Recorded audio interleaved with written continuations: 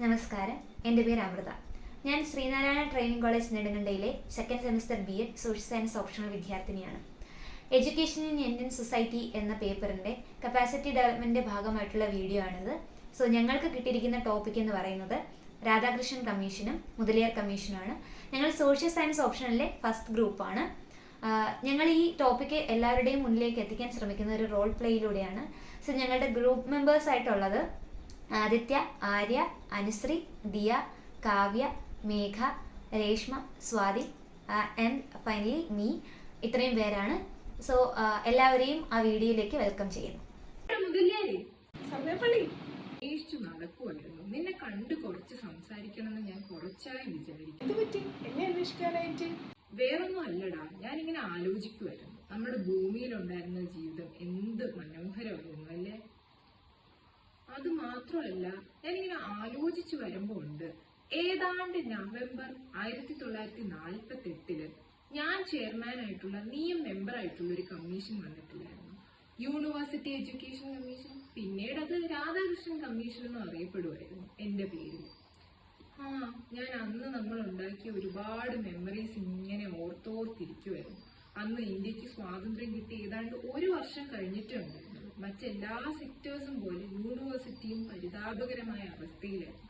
അങ്ങനെ യൂണിവേഴ്സിറ്റീസിന്റെ പ്രശ്നങ്ങളും സാധ്യതകളും ഒക്കെ പഠിക്കാനായിട്ട് ഒരു കമ്മീഷൻ കൂടിയേ തീരുമെന്ന് സെൻട്രൽ അഡ്വൈസറി ബോർഡ് ഓഫ് എഡ്യൂക്കേഷനും അതുപോലെ ഇന്റർ യൂണിവേഴ്സിറ്റി ബോർഡ് ഓഫ് എഡ്യൂക്കേഷനും കൂടി ചേർന്ന് തീരുമാനിച്ചു. അവസാനം അവരൊരു കമ്മീഷൻ കൊണ്ടുവന്നേ മതിയാവുമെന്ന് പറഞ്ഞു. അങ്ങനെ കമ്മീഷൻ വന്നപ്പോ അതാ 10 പേരടങ്ങുന്ന ഒരു കമ്മീഷൻ. അതിൽ ഞാൻ ചെയർമാൻ, നീയുമുണ്ട്. അത് മാത്രമല്ല താരാചന്ദ്, സഖി ഹുസൈൻ, അങ്ങനെയും കുറെ പേര്. മാത്രമല്ല 4 പേര് ഫോറിൻ മെമ്പേഴ്സും ആയിരുന്നു അല്ലേ? അയ്യോ, അതൊക്കെ ഒരു കാലം. എന്നിട്ട് നമ്മൾ ഈ ടീം എന്തൊക്കെ കഷ്ടപ്പാടുകളായിരുന്നു അത് കഴിഞ്ഞിട്ട് നേരിട്ടത്. അതെ, 2900 പേർക്ക് നമ്മൾ ക്വസ്റ്റ്യനെയർ അയച്ചു, യൂണിവേഴ്സിറ്റിയുടെ പ്രശ്നങ്ങളും സാധ്യതകളും ഒക്കെ മനസ്സിലാക്കി. അവസാനം റെസ്പോൺസ് വന്നപ്പോൾ 600ഓളം റെസ്പോൺസും നമുക്ക് കിട്ടി. അത് വെച്ച് റിപ്പോർട്ട് ഒരുവിധം സെറ്റായപ്പോൾ അതാ വരുന്നു അടുത്ത ചാലഞ്ച്. എന്താ? യൂണിവേഴ്സിറ്റീസ് വിസിറ്റ് ചെയ്യണ്ടേ? അങ്ങനെ നമ്മൾ എല്ലാവരും കൂടി ചേർന്ന് ഊണോ ഉറക്കോ ഇല്ലാണ്ട് 29ഓളം യൂണിവേഴ്സിറ്റീസ് നമ്മൾ അന്ന് വിസിറ്റ് ചെയ്തു. അന്നൊക്കെ എന്തോരം മെമ്മറീസ് ആയിരുന്നു. അങ്ങനെ അവസാനം ഈ ഊണും ഉറക്കവും ഇല്ലാണ്ട് വർക്ക് ചെയ്തതിന്റെ ഭാഗമായിട്ട് 1949 ഓഗസ്റ്റ് ആയപ്പോഴേക്കും നമ്മുടെ റിപ്പോർട്ട് പുറത്തേക്ക് വന്നു. റിപ്പോർട്ട് അതാ എല്ലാവരും നോക്കുമ്പോൾ ഇല്ല, 2 പാർട്സ് ഉള്ള വലിയ റിപ്പോർട്ട്. ഞാനിതിങ്ങനെ ആലോചിച്ച് വന്നപ്പോഴാണ്, അന്ന് നമ്മൾ എന്ത് എക്സൈറ്റഡ് ആയിട്ട് ചെയ്തതാണ്. ഇന്ന് ഭൂമിയിൽ ഇത് ആരെങ്കിലും ഒക്കെ ഓർക്കുന്നുണ്ടാവോ ഇതിനെ പറ്റി? എടാ മുതലിയാരെ, നീ അങ്ങോട്ടൊന്ന് നോക്കിയേ. അവിടെ നടക്കുന്ന ചർച്ച നമ്മൾ അന്ന് ഫങ്ഷൻസ് ഓഫ് യൂണിവേഴ്സിറ്റീസ് മെൻഷൻ ചെയ്തിരുന്നില്ലേ റിപ്പോർട്ടില്? അതിനെ പറ്റി എന്തോ അല്ലേ? നമുക്കൊന്ന് അടുത്ത് നിന്ന് നോക്കിയാലോ? മോളെ, നാളെയല്ലേ നീ കോളേജിൽ പോകുന്നത്? കോളേജിൽ പോകുന്ന നിനക്ക് യൂണിവേഴ്സിറ്റിയെ കുറിച്ച് എന്തെങ്കിലും അറിയാമോ? അറിയില്ലെങ്കിൽ ഞാൻ പറഞ്ഞു തരാം. 1948 രൂപം കൊണ്ട രാധാകൃഷ്ണൻ കമ്മീഷന്റെ ഭാഗമായിട്ട് യൂണിവേഴ്സിറ്റിക്ക് നിരവധി ഫങ്ഷൻസ് ആണുള്ളത്. അതിലൊന്നെന്ന് പറയുന്നത് നിങ്ങളെപ്പോലുള്ള കുട്ടികൾക്ക് അറിവും സ്കില്ലും ഒക്കെ ഡെവലപ്പ് ചെയ്തെടുക്കുക, അതോടൊപ്പം തന്നെ ഇന്റലക്ച്വലും അതുപോലെ സ്പിരിച്വലായിട്ടുള്ള ഗ്രോത്ത് ഉണ്ടാക്കിയെടുക്കുക. പിന്നീട് കൾച്ചറൽ ഹെറിറ്റേജ്, എല്ലാ കൾച്ചറിനെയും ബഹുമാനിക്കാനായിട്ട് കുട്ടികളെ പ്രാപ്തരാക്കുക. അതോടൊപ്പം തന്നെ നിങ്ങളുടെ ലീഡർഷിപ്പ് ക്വാളിറ്റി കൂട്ടുക. അതിപ്പോൾ പൊളിറ്റിക്സിലും അഡ്മിനിസ്ട്രേഷൻ രംഗത്തും എന്ത് ചെയ്യുക, നിങ്ങളുടെ ലീഡർഷിപ്പ് ക്വാളിറ്റി കൂട്ടിയെടുക്കുക. പിന്നെ മറ്റൊരു ഫങ്ഷൻ എന്ന് പറയുന്നത് നിങ്ങൾ നാഷണൽ ഡിസിപ്ലിനാണ്. അതായത് നിങ്ങൾ രാജ്യത്തിനോട് എപ്പോഴും എന്തുണ്ടായിരിക്കണം, ഒരു കമ്മിറ്റ്മെൻറ്റ്സ് ഉണ്ടായിരിക്കണം, നമുക്ക് എപ്പോഴും പാട്രിയോട്ടിസം ഉണ്ടായിരിക്കണം. പിന്നെ മറ്റൊരു പോയിൻ്റാണ് നിങ്ങൾ സോഷ്യൽ റെസ്പോൺസിബിൾ ആയിരിക്കണം. നിങ്ങൾക്ക് നിങ്ങൾ ജീവിക്കുന്ന രാജ്യത്തിനോടും അതോടൊപ്പം തന്നെ നിങ്ങളുടെ കൂടെ ജീവിക്കുന്ന സഹജീവികളോട് എപ്പോഴും എന്താണ്, ഒരു റെസ്പോൺസിബിൾ ഉണ്ടായിരിക്കണം. അപ്പോൾ ഇതൊക്കെയാണ് രാധാകൃഷ്ണൻ കമ്മീഷൻ്റെ ഭാഗമായിട്ട് യൂണിവേഴ്സിറ്റിക്കുള്ള ഫങ്ഷൻസ്. അപ്പോൾ നാളെ മുതൽ എന്തായാലും നീ കോളേജിൽ പോവുകയല്ലേ, അപ്പോൾ നിനക്ക് കൂടുതൽ കാര്യങ്ങൾ മനസ്സിലാക്കാനായിട്ട് പറ്റും. അയ്യോ, അങ്ങനെ ഫങ്ഷൻസിനെ പറ്റിയെങ്കിലും ആരെങ്കിലും ഒന്ന് ചർച്ച ചെയ്ത് കണ്ടല്ലോ. എടാ നീ അവിടെ കൂടി ഒന്ന് നോക്കി, റെക്കമെൻഡേഷൻസിനെ പറ്റി അവിടെ ചർച്ച ചെയ്തുകൊണ്ടിരിക്കുന്നു. അയ്യോ അയ്യോ, ഇന്ന് ഞാൻ വളരെയേറെ സന്തോഷവാനാണ്. ഹലോ ഹലോ കാവ്യല്ലേ? എടി ഞാൻ ദിയാണ്. ആ, ഒരനക്കവും ഇല്ല. ഇത് നാളെയല്ലേ അഡ്മിഷൻ എടുക്കാൻ പോവേണ്ടത്. ഞാൻ അത് വെച്ച് വിളിച്ചായിരുന്നു. നമുക്കൊരു 10 മണിയൊക്കെ ആകുമ്പോഴത്തേക്കും വീട്ടിൽ നിന്ന് ഇറങ്ങാൻ കേട്ടോ. അപ്പോൾ എന്തായാലും ഒരു 11:30 ആകുമ്പം നമുക്ക് എത്തുമല്ലോ, കോളേജിൽ എത്തുമല്ലോ. ആ ഒരു ഇത് വെച്ച് നമുക്ക് വീട്ടിൽ നിന്ന് ഇറങ്ങാം. എനിക്കും അങ്ങ് പേടിയാവുന്നെടി. എനിക്കും എന്തോ ഒരു ടെൻഷനും. പിന്നെ കോളേജിലോട്ടാണല്ലോ പോകുന്നതെന്നൊക്കെ ആലോചിക്കുമ്പം ടെൻഷനും ഉണ്ട്. എന്നാ സിനിമയിലൊക്കെ കാണിക്കുന്നത് പോലെയുള്ള കോളേജൊക്കെ ആണെങ്കിൽ എന്നാലോചിച്ചൊരു സന്തോഷവും ഉണ്ട്. അറിയാൻ വയ്യടി, സിനിമയിലൊക്കെ കാണിക്കുന്നത് പോലെ തന്നെ ആയിരുന്നാൽ കൊള്ളായിരുന്നല്ലേ. നമുക്ക് കട്ട് ചെയ്യാനും അടിച്ചു പൊളിച്ച് കറങ്ങി നടക്കാനും ഒക്കെ പറ്റുമെങ്കിൽ കൊള്ളായിരുന്നു. ഞാൻ ഗൂഗിളിലോട്ടൊക്കെ നോക്കിയടി, കോളേജസും അവിടുത്തെ രീതികളും അവിടുത്തെ ഇതെല്ലാം ഞാൻ നോക്കി. അപ്പോഴ് എന്താ, അങ്ങനെ ഒരു രാധാകൃഷ്ണ കമ്മീഷൻ എന്ന് പറഞ്ഞൊരു കമ്മീഷൻ ഉണ്ടല്ലോ. ആ കമ്മീഷന്റെ റെക്കമെൻഡേഷൻസ് ഒക്കെ അനുസരിച്ചാണ് ഈ യൂണിവേഴ്സിറ്റി കോളേജൊക്കെ പ്രവർത്തിക്കുന്നതെന്നാണ് എനിക്കത് നോക്കിയപ്പോൾ മനസ്സിലായത്. പക്ഷെ ആ ഒരു ഇത് വെച്ച് നോക്കുകയാണെങ്കിൽ നമുക്ക് നമ്മുടെ ഒരു വൈബിന് പറ്റിയ ഒരു ലെവലൊക്കെ തന്നെ ആയിരിക്കും എന്ന് തോന്നുന്നു. കാരണം ഈ സ്കൂള് പോലെ അങ്ങനെ അടച്ചിട്ട് പഠിപ്പിക്കുന്ന ഒരു പരിപാടിയൊന്നും അല്ലെന്ന് തോന്നുന്നത്. എന്ന് വെച്ചാൽ സ്റ്റുഡൻസിന്റെ ഒരു വെൽഫെയറിനും സ്റ്റുഡൻസിന്റെ നമ്മുടെ ഒരു ഫിസിക്കൽ ഹെൽത്തിനായാലും മെന്റൽ ഹെൽത്തിനായാലും ഒക്കെ പറ്റുന്ന ഒരു ടൈപ്പ് ഓഫ് എഡ്യൂക്കേഷനാണ് ഈ യൂണിവേഴ്സിറ്റി എഡ്യൂക്കേഷനിലുള്ളത് എന്നാണ് ഈ ഒരു രാധാകൃഷ്ണ കമ്മീഷന്റെ ഒരു recommendation. One of the recommendation അതാണ്. എന്ന് വെച്ചാൽ സ്റ്റുഡൻസിന്റെ മെന്റൽ ഹെൽത്തിനും ഫിസിക്കൽ ഹെൽത്തിനും ഒക്കെ ആപ്റ്റ് ആയിട്ടുള്ള ഒരു എഡ്യൂക്കേഷൻ. പിന്നെ ടീച്ചേഴ്സ് കേട്ടോ, ടീച്ചേഴ്സൊക്കെ ഹൈലി ക്വാളിഫൈഡ് ടീച്ചേഴ്സ് എന്നാണ് അറിയാൻ പറ്റിയത്. അവർക്ക് പ്രൊമോഷൻ കിട്ടുന്നത് വരെ മെറിറ്റിന്റെ അടിസ്ഥാനത്തിലായിരിക്കും. എന്തോ ലെക്ചേഴ്സ്, റീഡേഴ്സ്, ഇൻസ്ട്രക്ടേഴ്സ്, പിന്നെന്താ, പിന്നെ അങ്ങനെ 4 ടൈപ്പ് ഓഫ് കാറ്റഗറീസ് ഒക്കെ ഉണ്ട്. പ്രൊഫസേഴ്സ്, റീഡേഴ്സ്, ലെക്ചേഴ്സ്, ഇൻസ്ട്രക്ടേഴ്സ്, അങ്ങനെ 4 ടൈപ്പൊക്കെ ഉണ്ട്. അപ്പോൾ അവർക്കും ഇങ്ങനെ പ്രൊമോഷൻ വഴി, അല്ല മെറിറ്റ് വഴിയാണ് പ്രൊമോഷനൊക്കെ കിട്ടുന്നത്. അതുകൊണ്ട് ഹൈലി ക്വാളിഫൈഡ് ടീച്ചേഴ്സ് ആയിരിക്കും. സ്കൂളിലെ പോലത്തെ ടീച്ചേഴ്സ് ഒന്നും ആയിരിക്കത്തില്ല. അതുകൊണ്ട് പഠിപ്പിക്കുന്ന രീതി എങ്ങനെയെന്നൊന്നും എനിക്ക് അറിയാൻ വയ്യ. പക്ഷേ ടീച്ചേഴ്സിന്റെ കാര്യം ആലോചിച്ച് എനിക്ക് നല്ല പേടിയുണ്ട്. പിന്നെന്താ, പിന്നെ ഈ NSS, NCC ഒക്കെ അവിടെയും ഉണ്ടല്ലോ. പിന്നെ ക്യാൻറ്റീൻ ഉണ്ട് കേട്ടോ മോളെ. അതാലോചിച്ചപ്പോൾ എനിക്കങ്ങ് സന്തോഷം ആയി. നമ്മൾ സ്കൂളിലൊക്കെ വന്ന് ഒരിത്തിരി വെള്ളം കുടിക്കണമെങ്കിൽ ഒരു ടീച്ചർമാരെ കാല് പിടിച്ച് സിപ്പപ്പ് മേടിക്കാനൊക്കെ പോകണമായിരുന്നു. ഇതിപ്പോൾ എന്തായാലും കോളേജിനകത്ത് തന്നെ ക്യാൻറ്റീൻ ഉണ്ട്.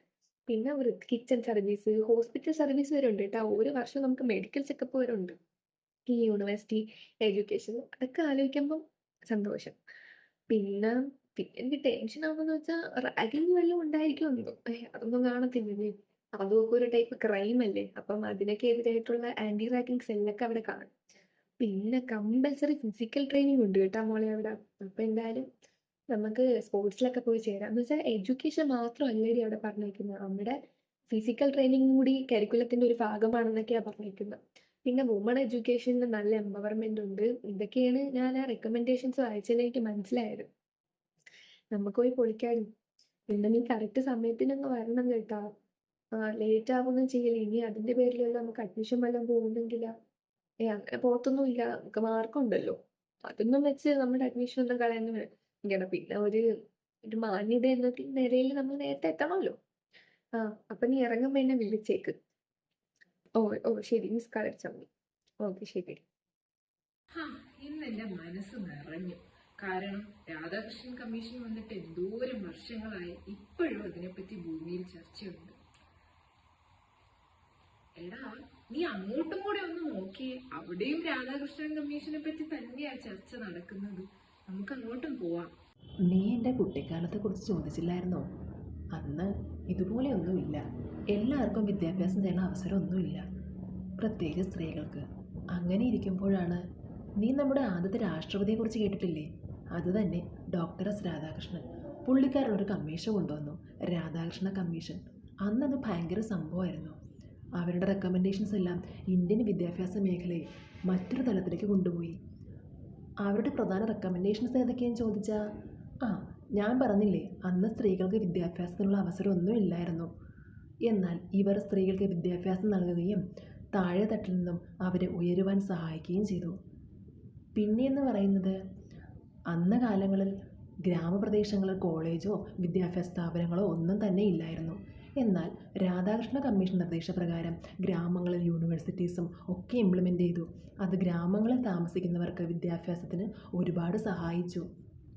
മാത്രവുമല്ല, ടീച്ചേഴ്സിൻ്റെ ക്വാളിറ്റി കൂട്ടുന്നതിനായിട്ട് വിവിധതരം ട്രെയിനിങ് പ്രോഗ്രാംസും കൾച്ചറൽ പ്രോഗ്രാംസും ഇവർ ഇംപ്ലിമെൻ്റ് ചെയ്തു. മാത്രമല്ല, എല്ലാ യൂണിവേഴ്സിറ്റീസിലും റിസർച്ച് ഫെസിലിറ്റീസൊക്കെ അവർ കൊണ്ടുവന്നു. അതുമാത്രമല്ല, യൂണിവേഴ്സിറ്റീസിൽ religious and moral education, scholarship ഇതെല്ലാം ഇവർ ഇംപ്ലിമെൻ്റ് ചെയ്തു. ഇതെല്ലാം തന്നെ ഇന്ത്യൻ വിദ്യാഭ്യാസ മേഖലയെ ഒരുപാട് സ്വാധീനിച്ചു. നമ്മുടെ ഉന്നത വിദ്യാഭ്യാസ മേഖല മറ്റൊരു തലത്തിലേക്ക് മാറുകയായിരുന്നു. രാധാകൃഷ്ണ കമ്മീഷൻ അവരുടെ പ്രധാന ലക്ഷ്യം എന്തെന്നാൽ വിദ്യാഭ്യാസം എന്ന് പറയുന്നത് കേവലം പുസ്തകങ്ങളിലും പരീക്ഷകളിലും മാത്രം ഒതുങ്ങി നിൽക്കുന്നതല്ല എന്നും ഒരു വ്യക്തിയുടെ ജീവിത രൂപീകരണത്തിന് സഹായിക്കുന്നതായിരിക്കണമെന്നും ഇവർ പറഞ്ഞു. നിനക്ക് നാളെയല്ലേ കോളേജ് തുറക്കുന്നത്? നിങ്ങൾക്കും ഇതെല്ലാം പഠിക്കാൻ കാണും. മുതല്യാരെ, ഇന്നെന്തായാലും എന്റെ മനസ്സിലാണ്. അല്ല മുതല്യാരെ, അത് കഴിഞ്ഞ് കുറച്ച് വർഷം കഴിഞ്ഞപ്പോൾ നീ ചെയർമാനായിട്ട് ഒരു കമ്മീഷൻ കൂടി വന്നില്ലായിരുന്നു, സെക്കൻഡറി എഡ്യൂക്കേഷൻ കമ്മീഷൻ. ഈ സ്വർഗത്തിൽ വന്നിട്ട് ഇത്രയും ദിവസമായിട്ടും നീ അതിനെപ്പറ്റി ഒന്നും പറഞ്ഞു കേട്ടില്ലല്ലോ. ഇന്ന് എന്തായാലും ഞാൻ ലിസൺ ചെയ്യാനുള്ള ഒരു മൂഡിൽ. നീ പറയൂ നിന്റെ എക്സ്പീരിയൻസുകളൊക്കെ. നിനക്ക് കേൾക്കാൻ താല്പര്യമുണ്ടെങ്കിൽ ഞാൻ പറഞ്ഞുതരാമല്ലോ. നിനക്ക് ഓർമ്മയില്ല നമ്മുടെ സ്വാതന്ത്ര്യ സമരക്കാലത്ത് എങ്ങനെയായിരുന്നു അവസ്ഥയെന്നും? അങ്ങനെ ഇരിക്കും ഞാനൊരു കാര്യം ആലോചിച്ചു. ഒരു വീടാകുമ്പോൾ മേൽക്കൂര മാത്രം നോക്കിയിട്ട് കാര്യമില്ല, ബേസും ശരിയാക്കണം. നമ്മൾ യൂണിവേഴ്സിറ്റിയുടെ കാര്യത്തിൽ നമ്മൾ മുന്നോട്ട് പോയി, അതുപോലെ സെക്കൻഡറി എഡ്യൂക്കേഷനെ നോക്കണമെന്ന്. അങ്ങനെ 9 അംഗം അടങ്ങുന്ന ഒരു ഗ്രൂപ്പ് ഉണ്ടായി. ആ ഗ്രൂപ്പിലാണെങ്കിൽ ഞങ്ങൾ എങ്ങനെയാണ് സെക്കൻഡറി എഡ്യൂക്കേഷൻ്റെ അവസ്ഥയെന്ന് ഞങ്ങൾ ചർച്ച ചെയ്തു. ഞങ്ങൾ അതിന് മനസ്സിലാക്കാൻ പോയ കാര്യങ്ങളെന്ന് വെച്ചാൽ എങ്ങനെ ഒരു രാജ്യത്തിന് സെക്കൻഡറി എഡ്യൂക്കേഷൻ ഇമ്പോർട്ടൻസ് കൊടുക്കുന്നുണ്ടെന്നും അതുപോലെ ഒരു ഹയർ എഡ്യൂക്കേഷനും പ്രൈമറി എഡ്യൂക്കേഷനും എങ്ങനെയൊക്കെ അത് റിലേറ്റഡ് ആയിരുന്നെന്നും അതെങ്ങനെ ഓർഗനൈസ് ചെയ്തിരിക്കുന്നു, ഇതൊക്കെയായിരുന്നു ഞങ്ങൾ പഠിച്ച രീതി ഇന്റർവ്യൂസിലൂടെ കുറച്ച് ക്വസ്റ്റ്യനേഴ്സിലൂടെയൊക്കെ ആയിരുന്നു ഞങ്ങൾ ഡേറ്റാസ് കളക്ട് ചെയ്തത്. അങ്ങനെ ഞങ്ങൾ മെയിനായിട്ട് ഒരു 244 പേജ് അടങ്ങുന്ന ഒരു റിപ്പോർട്ട്, അതിൽ മെയിനായിട്ട് ഒരു 15 ചാപ്റ്റേഴ്സും ഒക്കെ ആയിട്ട് ഒരു റിപ്പോർട്ട് ഞങ്ങൾ ഗവൺമെന്റ് മുമ്പിൽ നമ്മൾ സമർപ്പിച്ചു. ഞങ്ങളിന്ന് മനസ്സിലാക്കിയ കാര്യങ്ങൾ സെക്കൻഡറി എഡ്യൂക്കേഷന് ബേസ് ആയിട്ട് ഡിസിപ്ലിനും ഒരു കോപ്പറേഷനും ഒരു ലീഡർഷിപ്പ് ക്വാളിറ്റീസ് തന്നെ ഇല്ലായിരുന്നു. ഒരു ബേസിക് ഒരു സ്കൂളിൽ ആവശ്യമായിട്ടുള്ള ടെക്സ്റ്റ് ബുക്സോ എക്സാമിനേഷൻസോ ടൈം ടേബിൾസോ ടീച്ചിങ് മെത്തേഡ്സോ അല്ലാതെ ഒരു പ്രോപ്പറായിട്ടുള്ള ടീച്ചറിന്റെ തന്നെ ക്വാളിഫിക്കേഷൻസ് പോലും അവിടെ ഇല്ലായിരുന്നു. അങ്ങനത്തെ ഒരു ബേസ് ആയിരുന്നു ആ സമയത്തുണ്ടായിരുന്ന സെക്കൻഡറി എഡ്യൂക്കേഷൻ എന്ന് പറയുന്നത്. അപ്പൊ അതിനൊക്കെ എങ്ങനെ മാറ്റിക്കൊണ്ടുവരാം, അതൊക്കെ എങ്ങനെ രാജ്യത്തിന് വളർത്തിക്കൊണ്ടുവരാം, എങ്ങനെ രാജ്യത്തിനെ നമുക്ക് വളർത്തിയെടുക്കാം എന്നതായിരുന്നു ഞങ്ങൾ ആലോചിച്ചത്. അങ്ങനെ 1952 സെപ്റ്റംബർ 23 സെക്കൻഡറി എഡ്യൂക്കേഷൻ കമ്മീഷൻ വന്നു. അഥവാ നമുക്ക് പറയാം മുതലിയാർ കമ്മീഷൻ എന്നും. എങ്ങനെ അങ്ങോട്ട് നോക്കി നമ്മൾ ഇതിനെപ്പറ്റി സംസാരിച്ചുകൊണ്ടിരുന്നപ്പോഴത്തേക്ക് അവിടെ കുറച്ച് റെക്കമെൻഡേഷൻസിനെ പറ്റി എന്തോ പറയുന്ന പോലെ തോന്നുന്നു ഭൂമിയിൽ. അല്ലേ, നോക്കിക്കേ അങ്ങോട്ട്. ടീച്ചറെ, ടീച്ചറിന് ക്ലാസ് ഉണ്ടായിരുന്നല്ലേ? ഞാൻ ഇനിയിപ്പം വിചാരിച്ചു അടുത്ത ഇനിയിപ്പം 8Aക്കാർക്ക് ക്ലാസ് ഉണ്ട്. അപ്പം ഞാൻ വിചാരിച്ചു ഇനിയിപ്പം നോട്ടൊക്കെ എഴുതി അങ്ങ് വെക്കാം. അപ്പോൾ അവർ നോട്ട് ചോദിക്കും. അപ്പോൾ ഞാൻ വെച്ചാൽ അത് കംപ്ലീറ്റ് ആക്കി വെക്കുവാണെങ്കിൽ അത് കൊടുക്കാമല്ലോ എന്ന് വിചാരിച്ചു. തന്നെ ടീച്ചറെ. ഇനിയിപ്പോൾ എക്സാമൊക്കെ ആവാറായില്ലേ, അപ്പോൾ നോട്ടൊക്കെ കൊടുത്തു കഴിഞ്ഞാൽ അവർക്ക് കുറച്ചുകൂടിയൊക്കെ ഈസി ആയിരിക്കില്ലേ പഠിക്കാനൊക്കെ? അതെ അതെ അതെ എനിക്കും തോന്നി ടീച്ചറെ, കുട്ടികളുടെയൊക്കെ സ്വഭാവത്തിന് നല്ല മാറ്റമുണ്ട്. അതെ എനിക്ക് തോന്നുന്നത് ഈ കുട്ടികളെ അവരുടെ ഒരു ഇൻട്രസ്റ്റിനെ കൂടി കൺസിഡർ ചെയ്തിട്ടുള്ള രീതിക്കുള്ള കരിക്കുലല്ലേ സെറ്റ് ചെയ്തേക്കുന്നത്. അപ്പോൾ അവർക്ക് സ്വാഭാവികമായിട്ടും പഠിത്തത്തിലൊരു ഇൻട്രസ്റ്റ് കാണിക്കുമല്ലോ അവർ. അപ്പോൾ എനിക്ക് തോന്നുന്നത് അത് തന്നെയാണ് ടീച്ചറെ.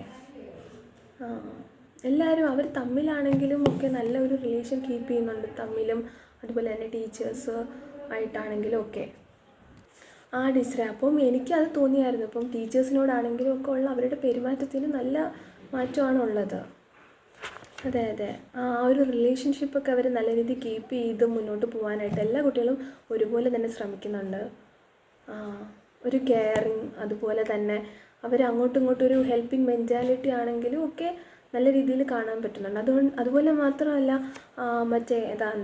നേരത്തെയൊക്കെ പഠിക്കാൻ അവർക്ക് ഒരു ഇൻട്രസ്റ്റ് കുറവുണ്ടായിരുന്നെങ്കിലും ഇപ്പോൾ സ്റ്റഡീസിൽ നല്ല ഇൻട്രസ്റ്റ് ഉണ്ട് അവർക്ക്. കാര്യം അവർ കൂടി ഇൻട്രസ്റ്റഡ് ആയിട്ടുള്ള കുറേ ടോപ്പിക്കുകളൊക്കെ ഇൻക്ലൂഡ് ചെയ്ത് അവരെ കൂടി കൺസിഡർ ചെയ്യുന്ന രീതിക്കുള്ള കരിക്കുലം ആകുമ്പോഴത്തേക്കും സ്വാഭാവികമായിട്ട് ആ ഒരു ഇൻട്രസ്റ്റ് അവരിലേക്ക് ഡെവലപ്പ് ചെയ്യില്ലേ. അതെനിക്കും തോന്നിയായിരുന്നു ടീച്ചർ. അതെ അതെ അതെ അതെ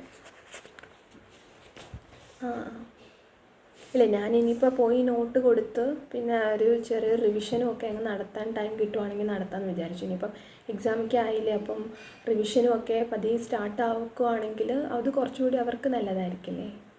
അതെ അതാ ഇപ്പം നമുക്ക് തന്നെ അറിയാവുന്ന ഒരുപാട് കുട്ടികളുമൊക്കെ ഈ 10th കഴിഞ്ഞിട്ടും 12th കഴിഞ്ഞിട്ടും ഒക്കെ അവർക്ക് പിന്നീട് തുടർ പഠനം നടത്താനായിട്ട് പറ്റുന്നില്ല. അപ്പോൾ അവരെ സംബന്ധിച്ചിടത്തോളം ഇങ്ങനെ ഈ ഒരു രീതിക്കുള്ള എഡ്യൂക്കേഷൻ പ്രൊവൈഡ് ചെയ്യുന്നത് വളരെ നല്ലത് തന്നെയാണ്.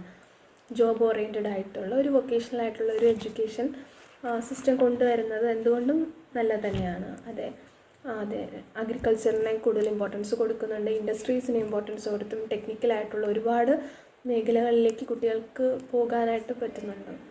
അതെ, ഫിനാൻഷ്യൽ സപ്പോർട്ട് അവർക്ക് പലപ്പോഴും കിട്ടുന്നില്ല. അപ്പം അവർ തന്നെ അവരുടെ ഒരു വേ ഓഫ് ഇൻകം കണ്ടെത്തുന്നത് അതെ നല്ലത് തന്നെയാണ്. എനിക്കും അങ്ങനെയൊക്കെ തോന്നുന്നുണ്ട് ടീച്ചറെ. വളരെ നല്ലൊരു രീതിക്ക് തന്നെയാണ് ഈ സിസ്റ്റം മുന്നോട്ട് പോയിക്കൊണ്ടിരിക്കുന്നത്. കുറേ കാലം കഴിയുമ്പോൾ എന്തായാലും ഇതിന് കുറേ കൂടിയൊക്കെ നല്ല മെച്ചപ്പെട്ട മാറ്റങ്ങൾ ഉറപ്പായിട്ടും വരുമല്ലോ. ബെല്ലടിക്കാറായി. ഇതിനൊക്കെ മനസ്സിലാക്കാൻ എനിക്ക് സന്തോഷമായി. ഇത് അടുത്താളെ നോക്കിക്കേ. അമ്മ, ഞാനിനി പ്രൈമറി സ്കൂളിൽ നിന്ന് സെക്കൻഡറി സ്കൂളിലോട്ടല്ലേ. ഇപ്പോൾ ജൂൺ 2 സ്കൂൾ തുറക്കല്ലേ. ഞാനിപ്പോൾ കടയിൽ പോയപ്പോൾ അപ്പുറത്തെ വീട്ടിലെ മാളു ചേച്ചിയെ കണ്ടേ. അപ്പോൾ മാളു ചേച്ചിയെ കണ്ടപ്പോൾ ഞാൻ എങ്ങനെയാണ് സെക്കൻഡറി സ്കൂളിൽ നിന്നൊക്കെ ചോദിച്ചു. എനിക്ക് പെട്ടെന്ന് മാറുന്നത് കൊണ്ട് തന്നെ എനിക്കൊരു പേടിയുണ്ട്. അപ്പോൾ ചേച്ചി പറയാ, ഒന്നും പേടിക്കണ്ട, നല്ല സുഖം, അടിപൊളിയാണ് സെക്കൻഡറി സ്കൂളെന്ന്.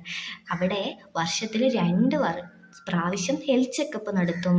പിന്നെ teachers project method, activity method, അതൊക്കെ എന്ത് മെത്തേഡ് അമ്മ, അതൊക്കെ ഉപയോഗിച്ചുകൊണ്ടാണ് ക്ലാസ് എടുക്കുകയെന്ന് പറഞ്ഞു. പിന്നെ പറഞ്ഞു ചേച്ചി, അങ്ങനത്തെ മെത്തേഡൊക്കെ ഉപയോഗിക്കുന്നതുകൊണ്ട് തന്നെ നമ്മുടെ റിയൽ ലൈഫിലേക്ക് എന്തെങ്കിലും പ്രോബ്ലം വന്നു കഴിഞ്ഞാൽ നമുക്ക് സോൾവ് ചെയ്യാനൊക്കെ എളുപ്പമായിരിക്കും.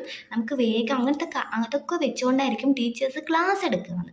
പിന്നെ മാളു ചേച്ചി പറഞ്ഞു, വെക്കേഷൻ ആകെ 200 ദിവസമേ വർക്കിംഗ് ഡേയ്സ് ഉള്ളൂ. പിന്നെ 2 മാസം സമ്മർ വെക്കേഷനും 10 മുതൽ 15 വരെ ഫെസ്റ്റിവൽസിൻ്റെ വരുന്ന ലീവും.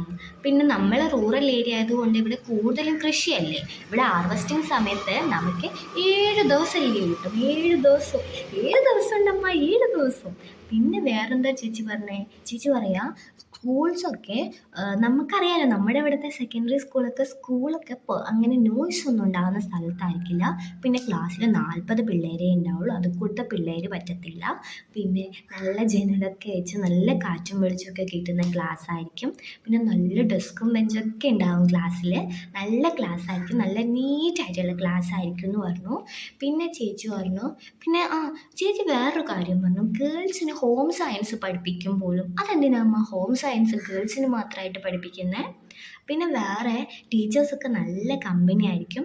പിന്നെ കുട്ടികളും ടീച്ചേഴ്സൊക്കെ നല്ല കമ്പനി, അതുകൊണ്ട് തന്നെ നല്ല ഡിസിപ്ലിൻ ഉണ്ടാവും പോലും സെക്കൻഡറി സ്കൂളിലൊക്കെ എത്തുമ്പോഴേക്കും. അതൊക്കെ നല്ല കാര്യമല്ലേ.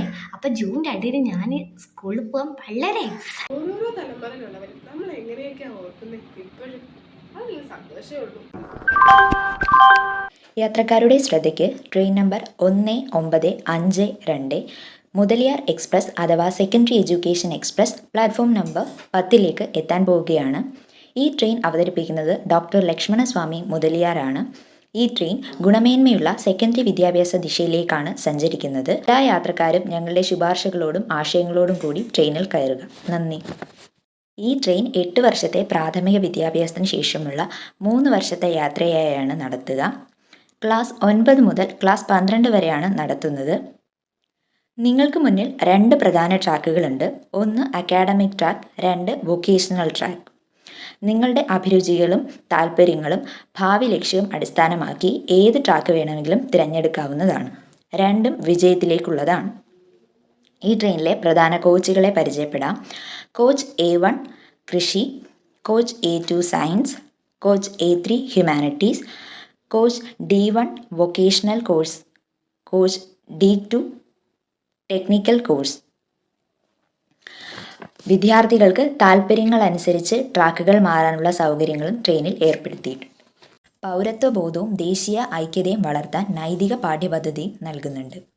വിദ്യാഭ്യാസം കൂടുതൽ സമ്പന്നമാക്കാൻ സയൻസ് ലാബുകൾ, ലൈബ്രറികൾ, വർക്ക്ഷോപ്പുകൾ എന്നിവ ഒരുക്കിയിട്ടുണ്ട്. ബേസിക് ജംഗ്ഷനിൽ നിന്ന് പുറപ്പെടുന്ന ഈ ട്രെയിൻ ഈ സ്റ്റേഷനുകളിലായി നിർത്തുന്നു. ഒന്നാമതായി diversification station. Technical, vocational, academic പഠനശാഖകളുടെ വൈവിധ്യം ഈ സ്റ്റേഷനുകളിൽ ലഭ്യമാണ്. രണ്ടാമതായി ഗൈഡൻസ് ആൻഡ് കൗൺസിലിംഗ് സ്റ്റേഷൻ. വ്യക്തിത്വ വികസനത്തിനായി കരിയറും മാനസിക പിന്തുണയും നൽകുന്ന കൗൺസിലർമാർ ഈ സ്റ്റേഷനിൽ ലഭ്യമാണ്. മൂന്നാമതായി നമ്മൾ എത്തിച്ചേരുന്ന പാഠ്യപദ്ധതി നവീകരണ സ്റ്റേഷനിലാണ്. പാഠ്യപദ്ധതിയെ കൂടുതൽ പ്രായോഗികവും അനുഭവ പരിശോധനയുമുള്ളതാക്കുന്ന സ്റ്റേഷനാണ് ഇത്. നാലാമതായി നമ്മൾ എത്തിച്ചേരുന്നത് മികച്ച അധ്യാപകരുടെ സ്റ്റേഷനാണ്. അധ്യാപകരുടെ പരിശീലനം മെച്ചമാക്കുകയും അവരുടെ ജോലിനില മെച്ചപ്പെടുത്തുകയും ചെയ്യുന്ന സ്റ്റേഷനാണ് ഇത്. ഏറ്റവും ഒടുവിലായി ഈ ട്രെയിൻ സഞ്ചരിക്കുന്നത് പരീക്ഷാരീതി പരിഷ്കരണ പാലത്തിലൂടെയാണ്. ഒരു പരീക്ഷയിലല്ല, തുടർച്ചയായ ആഭ്യന്തര വിലയിരുത്തലിലേക്കാണ് ഇപ്പോൾ വിദ്യാർത്ഥികളുടെ വിലമതിപ്പ് എന്ന് പറയാൻ ഉദ്ദേശിക്കുന്ന പാലമാണ് ഇത്. പ്രിയ യാത്രക്കാരെ, ഗുണമേന്മയുള്ള സെക്കൻഡറി വിദ്യാഭ്യാസ ലക്ഷ്യസ്ഥാനത്തേക്കുള്ള മുതലിയാർ എക്സ്പ്രസ്സിലൂടെയുള്ള നിങ്ങളുടെ ഈ യാത്ര ആസ്വദിക്കൂ. നന്ദി. എടാ മുതലിയാരെ, ഞാൻ നിന്നെ കാണാൻ വന്നപ്പോൾ ഞാൻ എന്തുമാത്രം സങ്കടത്തിലായിരുന്നു എന്നറിയോ. നമ്മൾ എന്തെല്ലാം കഷ്ടപ്പാടുകൾ സഹിച്ചോ ഭൂമിയിലുണ്ടായിരുന്നപ്പോൾ. അതൊന്നും ഇന്ന് ആരും അറിയുന്നില്ലല്ലോ, അതിന്റെ ബെനിഫിറ്റ്സ് ഒന്നും ഇന്നുള്ള ആർക്കും കിട്ടുന്നില്ലല്ലോ എന്നൊക്കെ ഓർത്ത്. പക്ഷേ ഭൂമിയിൽ നടക്കുന്ന ഈ വക ചർച്ചകളെല്ലാം കണ്ടു കഴിഞ്ഞപ്പോൾ അത് നിന്റെ കമ്മീഷന്റെ ആണെങ്കിലും എന്റെ കമ്മീഷന്റെ ആണെങ്കിലും ശരിയാണ്, ഞാൻ വളരെയധികം സന്തോഷത്തിലാണ്. പറഞ്ഞതുപോലെ എനിക്കൊന്നും വളരെ സന്തോഷം. ഇത്രയും വർഷമായിട്ട് ഇങ്ങനെ നമ്മൾ ഓർക്കുന്നുണ്ടല്ലോ എന്നുള്ളത്. അപ്പോൾ ശരി, എനിക്ക് പോകാൻ സമയമായി. ഇവിടെ കുറച്ച് കമ്മീഷൻ സെറ്റ് ചെയ്യാനുണ്ട്. ഇവിടുത്തെ രീതികളൊന്നും ശരിയല്ല, അതുകൊണ്ട് ഞാൻ പോകുന്നു. ശരി, പിന്നെ ടാറ്റാ. അപ്പോൾ എല്ലാവരും റോൾ പ്ലേയിലൂടെ എന്താണ് യൂണിവേഴ്സിറ്റി എഡ്യൂക്കേഷൻ കമ്മീഷൻ്റെ റെക്കമെൻഡേഷൻസും അതേപോലെ സെക്കൻഡറി എഡ്യൂക്കേഷൻ്റെ റെക്കമെൻഡേഷൻസും ഒക്കെ കണ്ടു അല്ലേ. അപ്പോൾ നമുക്കറിയാം, ആഫ്റ്റർ ഇൻഡിപെൻഡൻസ് ഇന്ത്യയുടെ ഒരു സ്ഥിതി എടുക്കുകയാണെങ്കിൽ, ഇനി പർട്ടിക്കുലർലി എഡ്യൂക്കേഷൻ ഫീൽഡ് എടുക്കുകയാണെങ്കിൽ, ഈ രണ്ട് കമ്മീഷൻസും വരുന്ന ഒരു വേ ഉണ്ട്. അതായത് നമ്മൾ യൂണിവേഴ്സിറ്റി തലത്തിലായാലും സെക്കൻഡറി എഡ്യൂക്കേഷൻ തലത്തിലായാലും എന്തൊക്കെ ഡെവലപ്മെൻറ്റ് കൊണ്ടുവരണം, എന്തൊക്കെ ചേഞ്ചസ് കൊണ്ടുവരണം എന്നത് ഊന്നി പറഞ്ഞുകൊണ്ട് മുന്നോട്ട് വന്ന രണ്ട് ഇമ്പോർട്ടൻറ്റ് കമ്മീഷൻസാണ് യൂണിവേഴ്സിറ്റി എഡ്യൂക്കേഷൻ കമ്മീഷനും സെക്കൻഡറി എഡ്യൂക്കേഷൻ കമ്മീഷനും. ഡോക്ടർ എസ് രാധാകൃഷ്ണൻ്റെ നേതൃത്വത്തിൽ വന്ന യൂണിവേഴ്സിറ്റി എഡ്യൂക്കേഷൻ കമ്മീഷൻ നമ്മളുടെ മുന്നിലേക്ക് തരുന്ന മേജർ എയിംസ് എന്തൊക്കെയാണെന്ന് നമ്മൾ കേട്ടല്ലോ. എന്തൊക്കെയാണ്? അതായത് നമ്മളുടെ ലൈഫിനൊരു മീനിങ് ഉണ്ടെന്നും, നമ്മൾ ലൈഫ് ഓഫ് സോൾ, അതായത് നമ്മളുടെ സോളിനെ അറിഞ്ഞ് അതെങ്ങനെ നമ്മൾ അറിയും? വിസ്ഡത്തിലൂടെ. ത്രൂ അങ്ങനെ ചെയ്യുന്നതിലൂടെ നമുക്ക് നമ്മളുടെ ഇന്നേറ്റ് എബിലിറ്റീസിനെ അവേക്കൻ ചെയ്യാനും, അതേപോലെ സോഷ്യൽ ഫിലോസഫി എല്ലാ ഇൻസ്റ്റിറ്റ്യൂഷനെയും ഗവേൺ ചെയ്യണം എന്നുള്ള രീതിയിലും മുന്നോട്ട് വെച്ച എയിംസാണ് രാധാകൃഷ്ണൻ കമ്മീഷനിലുള്ളത്.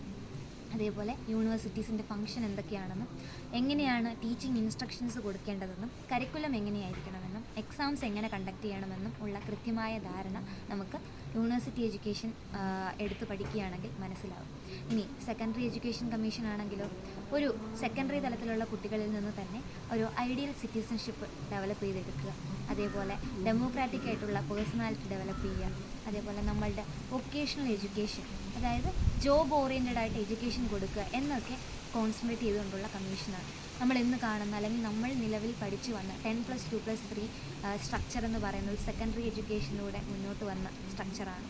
ഇനി അതൊക്കെ മാറാൻ പോവുകയാണ്. എന്നാൽ പോലും അതേപോലെ ഹെൽത്തിൻ്റെ ഫീൽഡിലായാലും വിമൺ എഡ്യൂക്കേഷൻ്റെ ഫീൽഡിലായാലും ഒക്കെ തന്നെ പല രീതിയിലുള്ള ഡെവലപ്മെൻറ്റുകൾ ഈ പറയുന്ന കമ്മീഷൻസിലൂടെ കാണാൻ പറ്റും. ഇന്നത്തെ നമ്മളുടെ യൂണിവേഴ്സിറ്റികളിലെ എല്ലാം കൺട്രോൾ ചെയ്യുന്ന അല്ലെങ്കിൽ ഗവേൺ ചെയ്യുന്ന അപ്പെക്സ് ബോഡി ആയിട്ടുള്ള യൂണിവേഴ്സിറ്റി ഗ്രാൻഡ് കമ്മീഷൻ വന്നത് തന്നെ ഈ പറയുന്ന യൂണിവേഴ്സിറ്റി എഡ്യൂക്കേഷൻ്റെ ഭാഗമായിട്ടോ അല്ലെങ്കിൽ അത് റിലേറ്റ് ചെയ്തിട്ടുള്ള ഡെവലപ്മെൻറ്റുകളിലൂടെയാണെന്ന് നമുക്ക് പറയാം. അപ്പോൾ എഡ്യൂക്കേഷൻ്റെ വിവിധ മേഖലകളിൽ വർക്ക് ചെയ്യുന്ന ടീച്ചിങ് ട്രെയിനീസ് ആയിക്കോട്ടെ, സ്റ്റുഡൻസ് ആയിക്കോട്ടെ, റിസർച്ച് ആസ്പിരൻസ് ആയിക്കോട്ടെ, എല്ലാവർക്കും തന്നെ ഈ കമ്മീഷൻസിനെ പറ്റി അറിയുക എന്നുള്ളത് വളരെ ഇമ്പോർട്ടൻ്റ് ആയിട്ടുള്ള കാര്യമാണ്. കാരണം ഭാവിയിൽ എഡ്യൂക്കേഷൻ ഫീൽഡിൽ ഉണ്ടാകുന്ന പുതിയ പുതിയ പോളിസീസിനും അതേപോലെ പ്രോഗ്രാംസിനും നമ്മൾ എന്താണ് നമ്മളുടെ ഇന്ത്യൻ എഡ്യൂക്കേഷൻ ഹിസ്റ്ററിയിൽ ഉണ്ടായിരുന്ന കമ്മീഷൻസ് എന്ന് മനസ്സിലാക്കേണ്ടത് അനിവാര്യം തന്നെയാണ്. അതിന് ഈ പറയുന്ന സെക്കൻഡറി എഡ്യൂക്കേഷൻ കമ്മീഷനായാലും യൂണിവേഴ്സിറ്റി എഡ്യൂക്കേഷൻ കമ്മീഷനായാലും നമ്മൾ എടുത്ത് പരിശോധിക്കേണ്ടത് വളരെ അനിവാര്യമായ കാര്യം തന്നെയാണ്. സോ ഈ വീഡിയോയിലൂടെ എല്ലാവർക്കും യൂണിവേഴ്സിറ്റി എഡ്യൂക്കേഷനെ പറ്റിയും സെക്കൻഡറി എഡ്യൂക്കേഷനെ പറ്റിയും വളരെ ചെറുതല്ലാത്ത ഒരു ഇൻഫർമേഷൻ കിട്ടിയെന്ന് വിചാരിക്കുന്നു. നന്ദി.